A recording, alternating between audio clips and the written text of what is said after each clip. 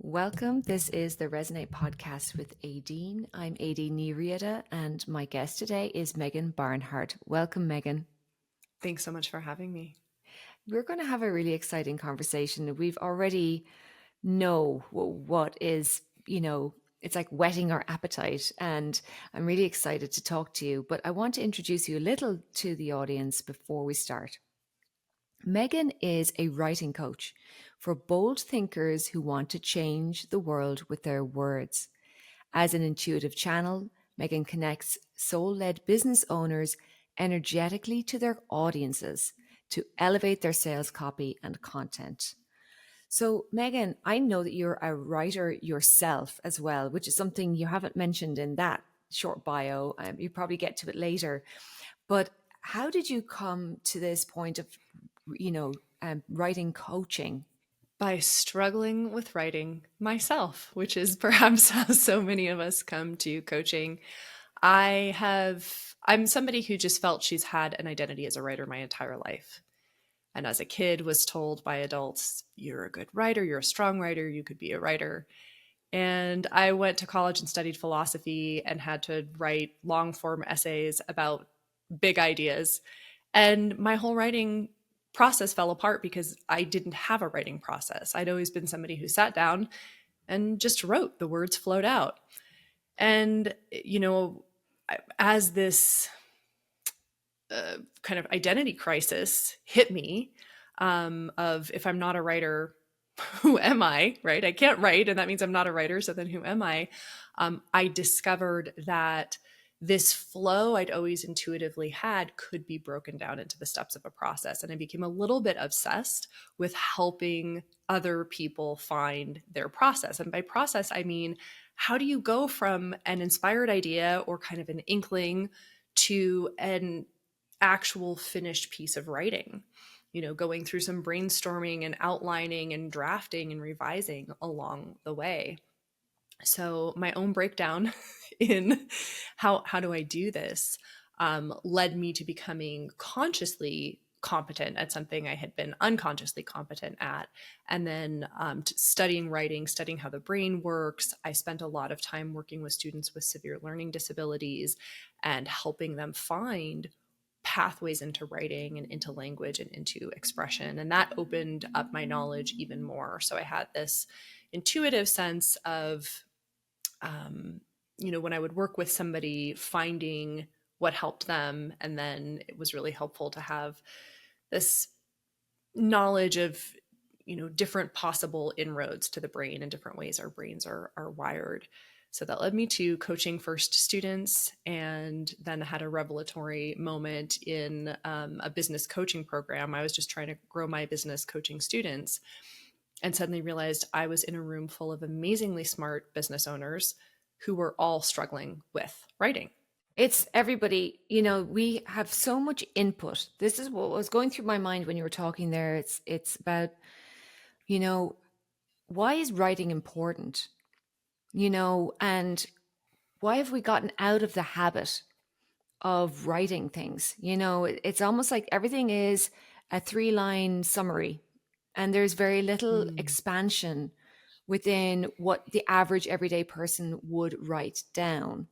So, from the perspective of someone who's loved writing your whole life and who's worked with lots of people around writing, both as students and then within businesses, what do you think the benefits are of developing writing skills? And what do people get when they start using some of the resources that you help them with? I think writing is really how we're understanding the world, right? We're developing a topic, whether that we're doing that formally through an expository essay, and what are the causes or what are the effects or what are the reasons why something's happening, or a persuasive piece of writing, whether we're doing something that in depth or we're sketching an idea on a social media post or even in a piece of poetry. I think writing is a conversation we're having with ourselves and with source, trying to understand what we're experiencing. We have these moments of vast expansiveness, right? Sometimes in meditation, or if you're in nature and you're watching the sunset, where there aren't a lot of words happening, right? You're just really present, you're really in the experience. And that's a way of being that's lovely. And yet, how we grow, how we transform, how we shed old identities that don't serve us and step into new ways of being, I think is through knowing ourselves and self reflection, right? So that's an internal conversation we're having. Why did I do that? Do I want to do that going forward? What could I do instead? Where did this habit come from, right? All of these kinds of self inquiry questions are, I think, writing first in the mind, and then we expand it and put it on paper so that our ideas hold still. So, to my mind, when we're talking about writing, we're talking about the evolution of an individual and then also the evolution of our culture, of our society. If we don't write down our ideas, we can't hold them in common and look at them critically and say, no, this doesn't make sense as a society or as a culture. We need to rethink how we're addressing this. We need to move forward from what has been.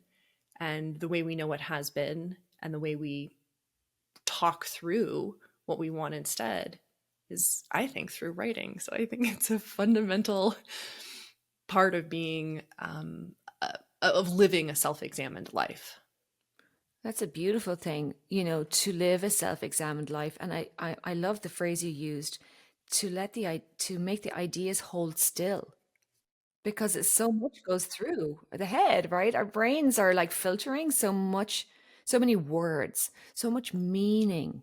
Yeah. And it sounds to me like what you're suggesting is a way of discerning and finding the wisdom, or finding the learning or the gem or whatever it is. There's something there, and our brain keeps, churning everything until it starts to make sense. Yes. And only once it's holding still, once the ideas are holding still, can we look at them, I think, with detachment.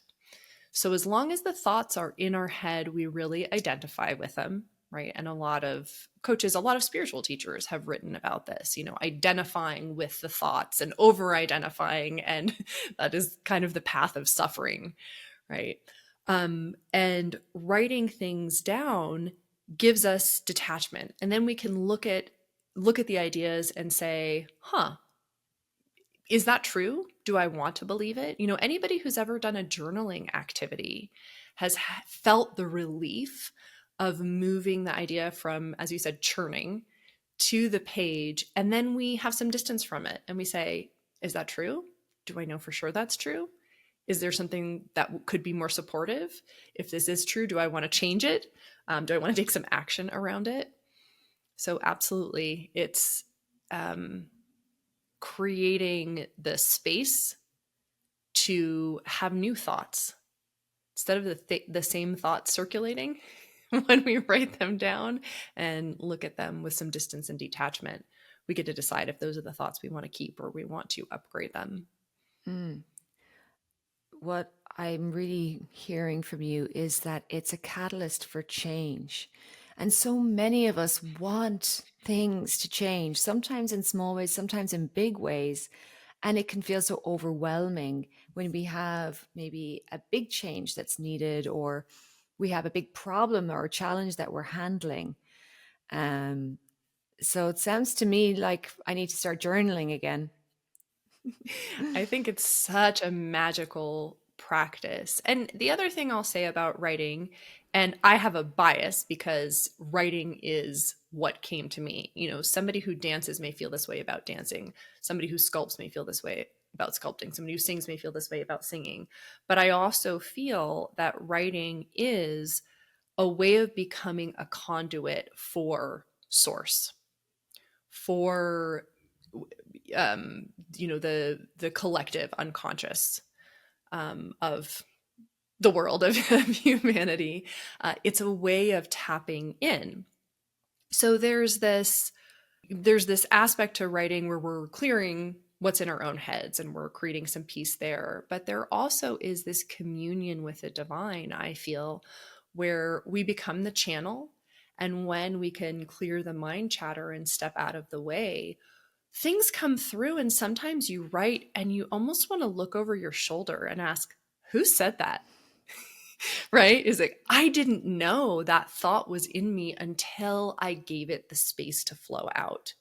So, writing, whether it's journaling or any kind of writing, is also, I think, an opportunity to become conscious of how much you know that you may not know you know, and to allow the ideas that are circling in the ether to find a home in you and through you and enter the world. And that truly is life changing. I mean, I say your words will change the world.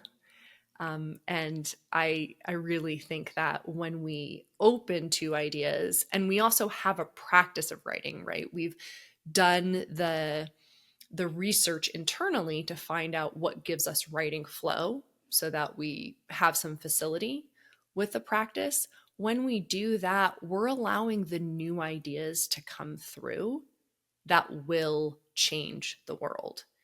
And we're in such a strange place in the story of humanity right now, because on the one hand, everybody can talk to everybody, and there's so much writing circulating.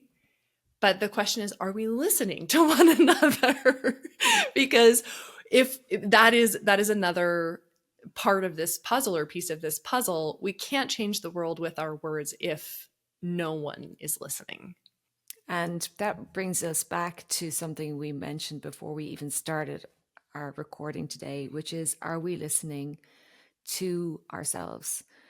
I definitely feel there's so much input. Everything is kind of coming at us. We are watching the TV for entertainment. We are, getting other people's opinions about things, and we can be frantically searching externally for answers to all of the questions in our minds. And I know that this is something you're interested in promoting, is this idea of coming back to listening to ourselves. Yeah, and creating some blank space, because as you're saying, it's constant input, and I think that becomes a self-perpetuating cycle, because most of the inputs are really activating, are really, putting us into a you know a an aroused nervous system state. And it doesn't even necessarily have to be something negative. Obviously there's so much frightening news in the world, there's so much bad news that we're exposed to, but just even the pace. When I walk through the supermarket and they're playing pop music, I just am always struck by how nervous system arousal creating it is. Everything is this fast pace. So there are all of these inputs. So then we feel stressed. So we want to numb. So we look for more inputs, right? So it can be this cycle that goes around and around, where it feels uncomfortable often to pause and really feel.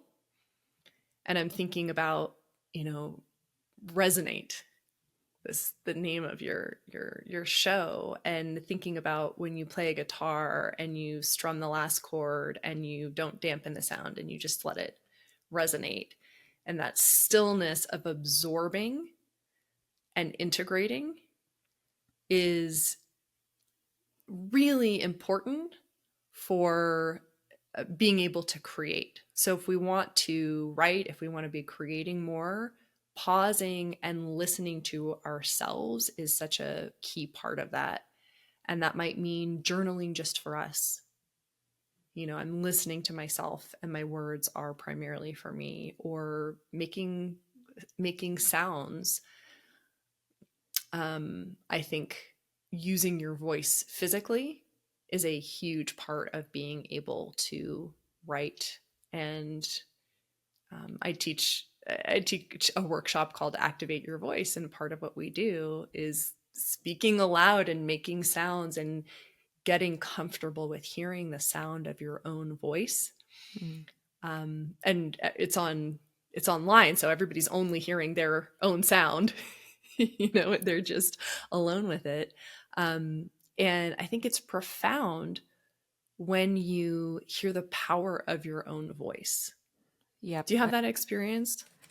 Yeah, I mean, there's a couple of things coming through for me with this, like that idea of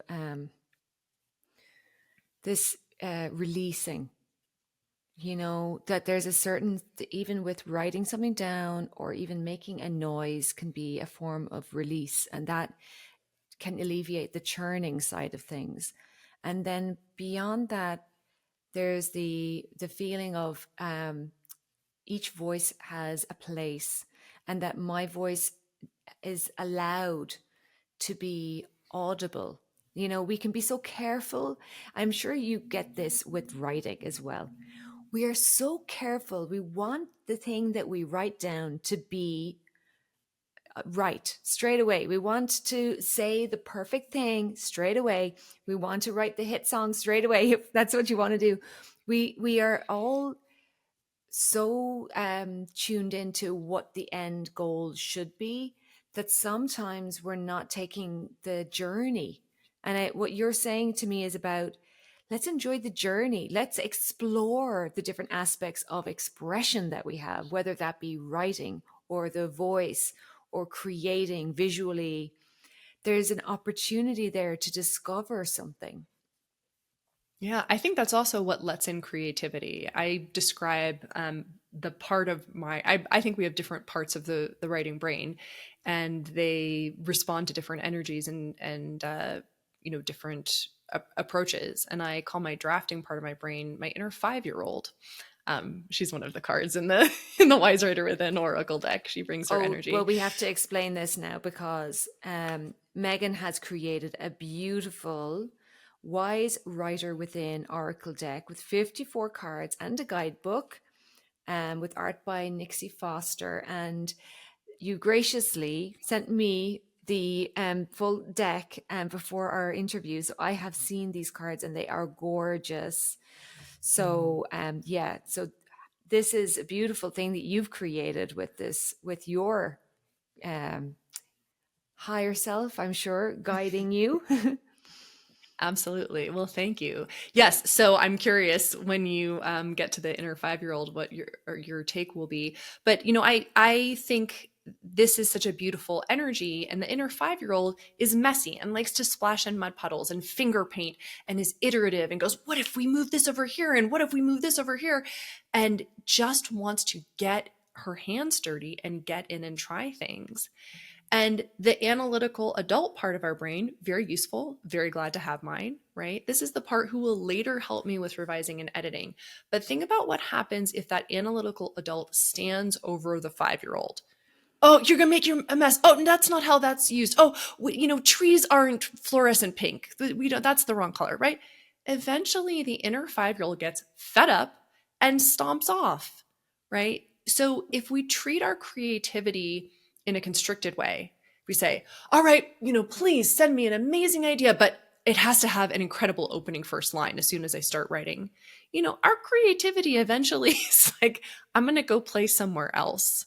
These are not the conditions that help me thrive. So absolutely, when I'm working with clients and when I'm writing, I want what goes out into the world to be the best it can be. But that's not how it's starting out. And it's more than enjoying the journey. It's more than being open to the wonderful experience. It's really just about what's efficient and what's effective. And play and pleasure when you're in that drafting space is going to get you so much further than being an inner critic or even being a rule follower. When you're writing that first draft, it's like, forget about how that word is spelled, or is that a sophisticated way of phrasing things? All that's going to slow down the creative flow. Mm. So if you've ever been in conversation with somebody and I do this all the time, an interrupter, and you interrupt to interject something, even Mhm. something supportive, like, oh, yes, I understand. And they lose their train of thought. You just lost that creative flow. So the idea of getting into a space where you can be messy to create is vital to my mind to being able to allow those ideas to flow through. And then later you get to polish them. Later you get to revise them and edit them. Mm-hmm. Yeah. I mean, I did notice the card. I went through each card and I read each one, but when I got this beautiful deck, and so that inner 5 year old definitely has a place that I haven't quite given her, my version of that, a lot of space, because what happens is we start to rely on that critical part, and we know that that's the part that can earn us money and that can create something very logical, and it becomes a feeling of, I can control things when I'm in my more adult mind. But when the invitation that you're suggesting is to go into a feeling of freedom, which can be something we can be afraid of. And certainly deep down, there is within me a little bit of a fear of letting go of the reins and letting the horses run wild. I hear you 100%. And so here's another vital piece to bring to the conversation. That creativity truly feels free to flow when there is structure. So I see writing as this dance between structure and flow. And the structure is the container. It could be an outline or a template. I create a lot of what I call plug and play templates for writers that are like Mad Libs, if you ever played I have those as a no kid. idea what you're talking about. Okay, it was a way of making silly stories, and so you would fill in the blanks, but one person wouldn't see what the whole story would be. So you would say to your friend, "Okay, give me a noun, give me an adjective," and you would end up with this goofy story about a turquoise elephant who rode on a roller coaster or something like this, right? Because you're That's just fun. filling in. So the structure already exists, and you're simply filling in your piece of it, which sounds the opposite of creative. It sounds the opposite of letting that inner 5 year old play. But the magic in structure is that it says, hey, I've already figured out something that works, that takes you from beginning to end. For example, in how to tell a story, right? Hmm. I've given you this pathway, and your job is to just show up and dance your way through it. So these are the banks of the river, and the water gets to gush and flow and have this powerful force that can generate electricity by turning a turbine. That doesn't happen if there are no banks to the river, right? Then you get a delta and the water just kind of spills out. It doesn't have any forward momentum or force that can create impact. So the structure is an important piece. And for anybody who's feeling that fear of expression, I highly recommend some structure, and it could be as simple and straightforward as a writing prompt. It doesn't have to be anything fancy. But if you just say, oh, I have this writing prompt and I'm just going to trust the prompt and allow whatever unfolds to unfold, all of a sudden there's some more safety for creativity. Because it's only natural for creativity to say, well, wait a minute, am I about to channel my energy and I don't know where it's going? And what if I don't get something helpful? What if I just wasted all of my writing time and I didn't end up with something that helps me achieve my goal? What a very natural fear to have. Hmm. Yeah, and the what was coming to mind there was also about like that nervous system response that we have when we feel things are a little out of control or when we are fearful, and coming into kind of a state of peace. And there's a lot of with I teach meditation, and there's a lot of benefit to just being, just being, and deciding that right now for the next 1 hour or whatever, in a group situation, or 10 minutes if you're on your own, or even 3 minutes, just say, for the next 3 minutes I'm just going to sit here and breathe and allow for just peace to come in for a few minutes. That sounds like a beautiful way of listening to yourself, because listening to yourself is also listening to your system, to your body, Mm. to your somatic voice. Yes, and I very rarely hear the word somatic back in Ireland, but um, this idea I've been seeing an Alexander technique therapist, and she gave me some exercises to do, and they're really hard, because you sit there and you're like, okay, I'm looking around the room, I'm just checking out the ceiling, and the ceiling feels high or low or whatever it is. There's this whole structure that she gives for doing this exercise, which is great. And then you turn inward and you think about how do my shoulders feel, and does one shoulder feel higher than the other, and how's my belly, am I tensing? And a lot of us, I would say most of us, go through most of our lives with no respect whatsoever for that internal self, but we rely on it and we expect our body to be in tip top condition all the time. And often, I'm guilty myself, when things aren't going well, we are frustrated and we're like, hey, you body, arm, whatever, what's going on? There's this respect, this idea of listening to ourselves. I think it comes down to also respecting your truth in whatever moment you are currently in. Yes. And this practice is an amazing entry point into greater creativity, because listening to ourselves, we're listening to our body, we're listening to what do I need right now. I teach a lot about procrastination and perfectionism. I have perfected procrastination in my life. I call myself the mayor of procrastination town. And there's so much of that that's about listening to our body.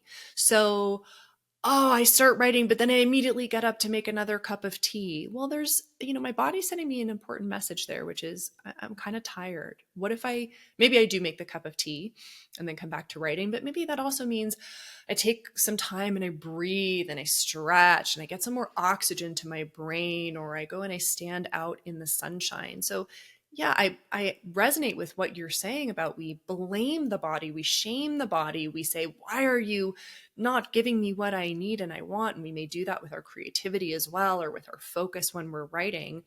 And the shift there, a lot of my work in writing coaching is in the space of reframing. What's a more powerful story I could tell that makes me the hero and gives me agency and choice? So the reframe around, oh, I don't have any good ideas, is, I may need to give myself some more time to gather my ideas. I may need to recoup some of my creative energy in some way by sitting down and doing some meditation or doing some somatic inquiry. So these practices you're talking about of listening to the body, respecting the body, can open up creativity as well.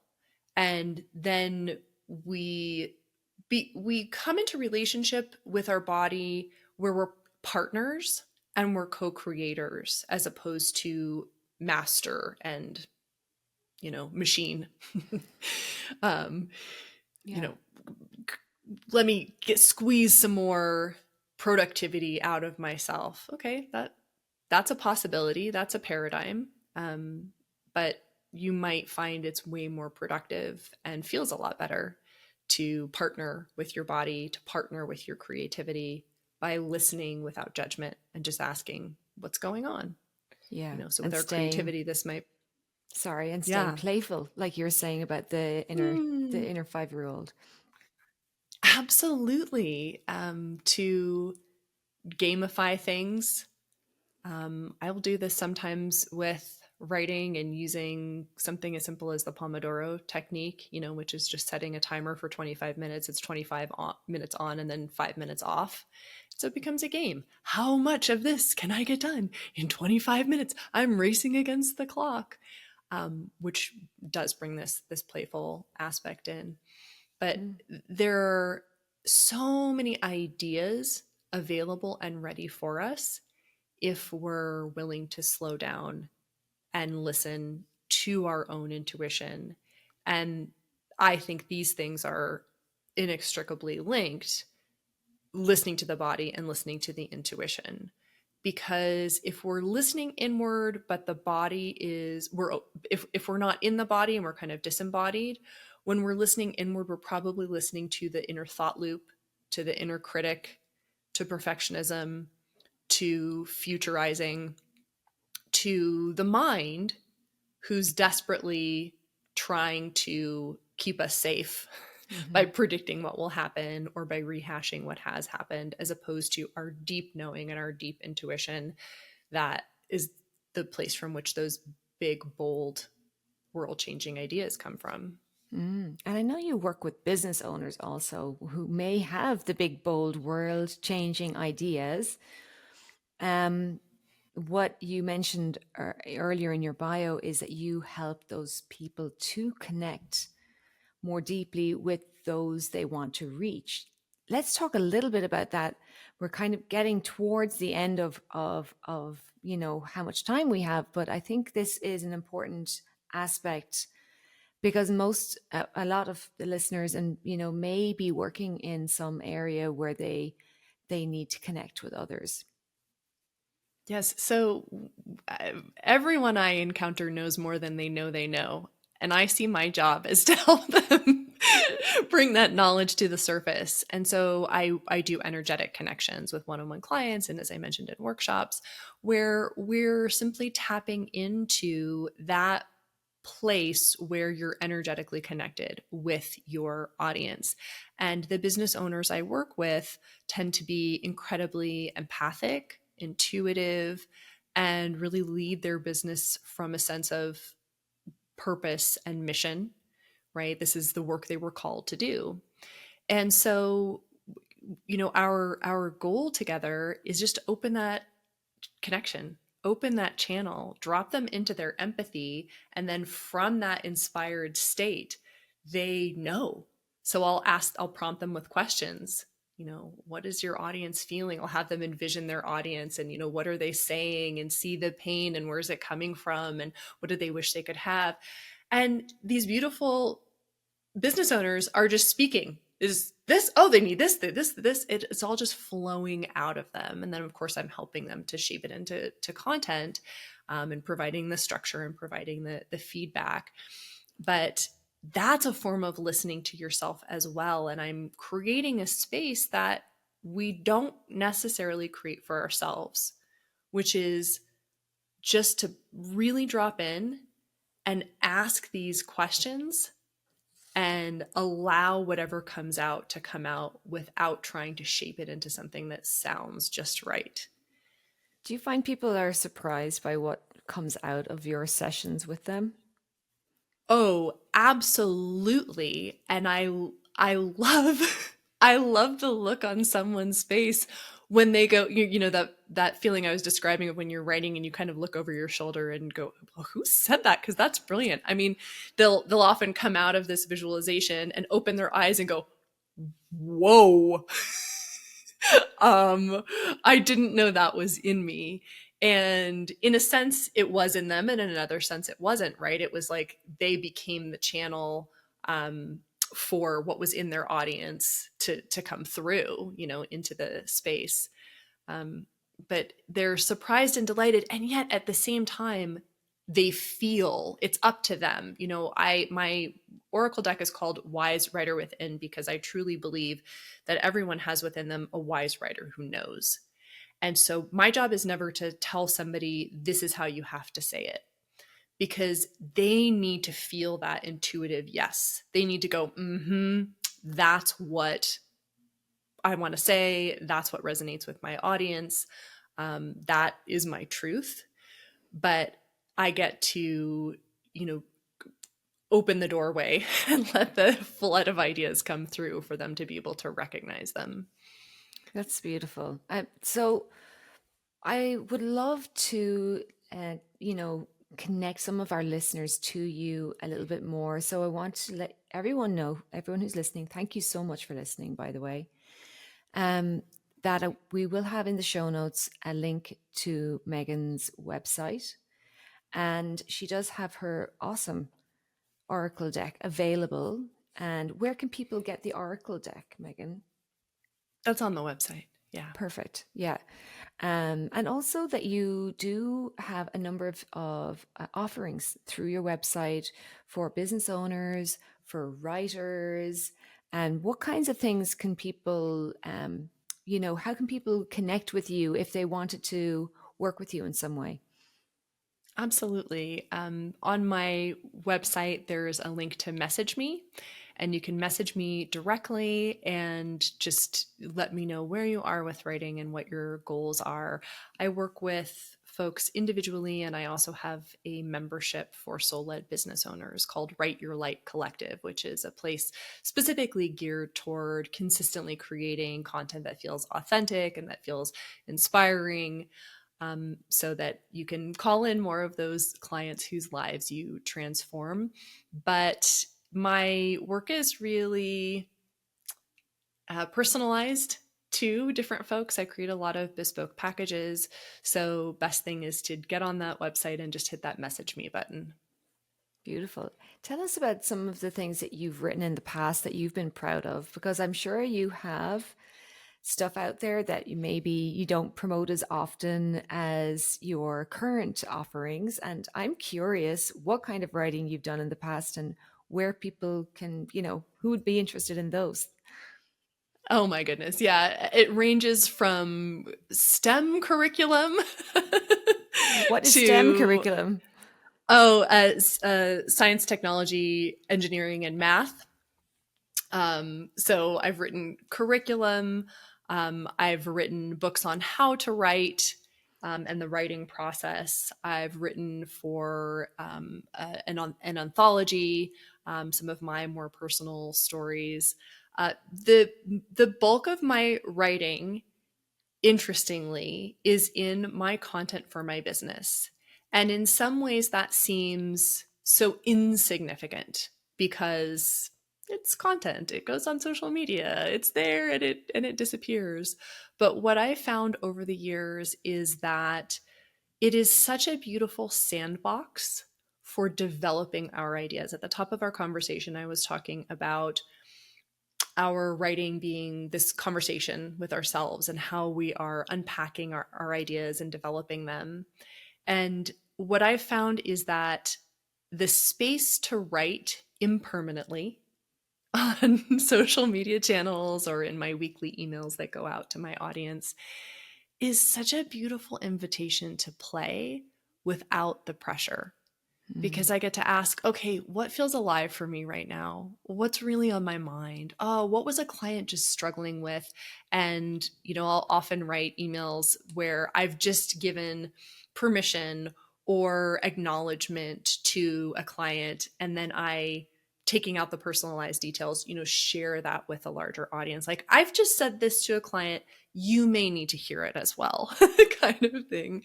And, that has created such a deepening in my writing. It really helped lead to the Wise Writer Within Oracle deck, because so many of those powerful statements that are in the deck are pieces of wisdom that I have shared with clients over the years, things that came up intuitively in me in response to a challenge or an unhelpful belief that a client was having.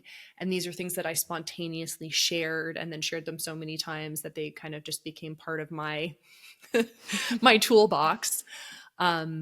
So Gorgeous. funny enough, although I've, published 3 books, been part of another multi-author book, published curriculum, um, have this Oracle deck, my most prolific writing is actually my content for my business. And that's why I really have an interest in helping people create business content. I mean, yes, I want you to bring in more clients, but ultimately I see it as this, it's unique to our time. It's these platforms unique to our time that allow you to compile your heart message in pieces.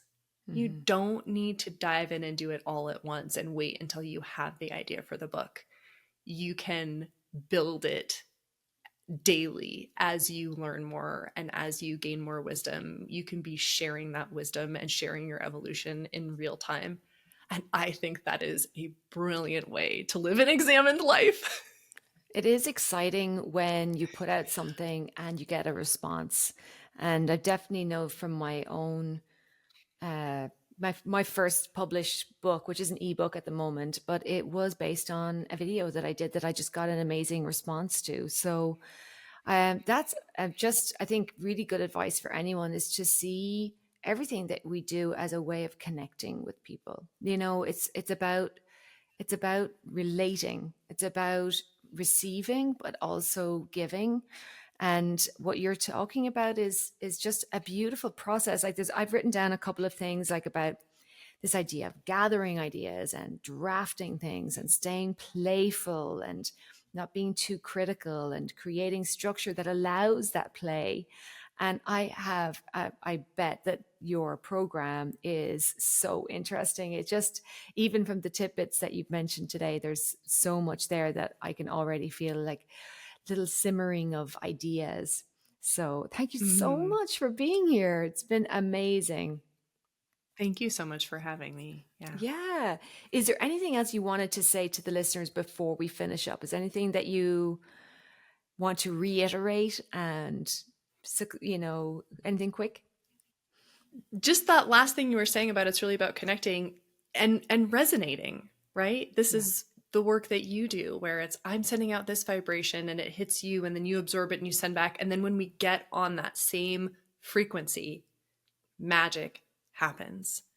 So when we first listen and find what's resonating for us and then we share it out, we can create those vibrations that are the connections. There are the ways we communicate in words and beyond words. And I mean, that's what it's all about. It's beautiful. And the wisdom can come through like that. The channel is open. Yeah. Thank you so Yeah. much, Megan. And thank you to anybody who's listening. We really appreciate you. And please share the podcast and share Megan with the world. Let's get this beautiful program that you have out there to more people. I really appreciate you taking the time to come and talk to us today. Thank you. Thank you so much for having me. It's been a delight. Thank you.